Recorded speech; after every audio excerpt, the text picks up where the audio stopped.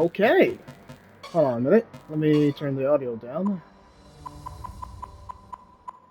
There we go. Okay, so welcome back to Reso- Resogun. Yeah, there we go.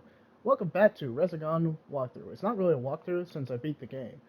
Uh, I beat the game, just like Nidhogg and Journey and Nex Machina. Those are short games, but it was fun along the ride.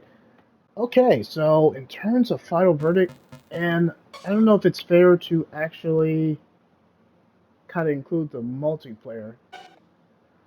Hmm, this was a tough one because I actually really did enjoy the game. Even my fiance or friends or family or people playing online, they would have fun. Man, I, I will surprise myself and give this a 9 out of 10. This surprisingly got a 9 out of 10 that I can actually recommend. It's not going to be for hardcore gamers. This is definitely a casual game that you can raise the difficulty level. But I gotta give it a 9 out of 10. I had much fun than I thought I would. Housemarque is delivering on their games at their next Machina, and I think this is one of their earlier games, and it is, but it's fun. In terms of negative, I have no negatives with this Housemarque. Kind of like I had a negative with Next Machina, but if I had to say of the earlier titles, which one I like better, I like Next Machina better because of the weapon upgrades and the, the bosses were really creative, and I like the music better. But don't get me wrong, Resogun was definitely a fun game. I don't have any complaints with it. That's a shocker. So, the positive is there's a lot of challenges. You will go back and save the humans, just like Next Machina. They even have the same woman actress that they use for Next Machina. How about that? I guess they couldn't hire anybody else. So the single player, and if I got the chance to play local co-op or online co-op, which I might try later on in between videos, or maybe in between videos.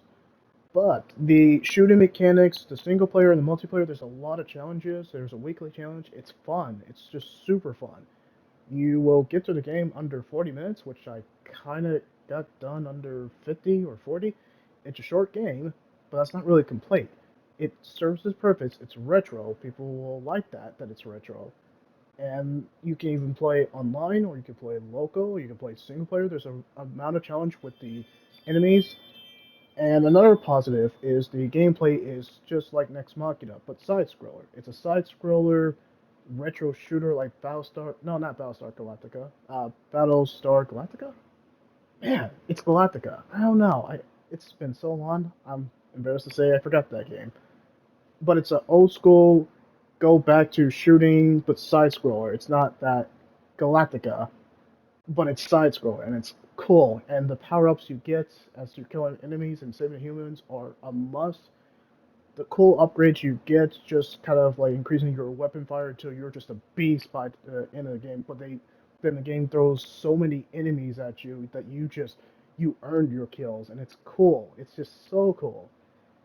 Along with that, the weapon upgrades are cool from the giant laser Kamehameha that you get that just blasts everybody to dust like a boss, and a bomb that you get too, but you can use it sparingly, and that's just like it clears up the room in a crazy detail. And another thing, the music's fantastic.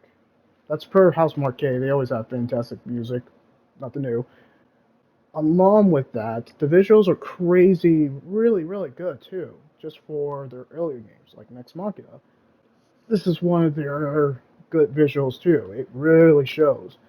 And another last thing that I had to, this will be one of my short reviews, but another thing I actually enjoyed was the boss fight. They kept me on edge, and they tricked me up, especially that last boss when he was doing the portals and then just going like a giant snake going all over the place and just divine himself into just he was tripping me up, and he definitely earned a final boss. I didn't know I was on the final boss until it was over, and then immediately as I got done with Resogun, I immediately wanted to go back because I enjoyed it that well.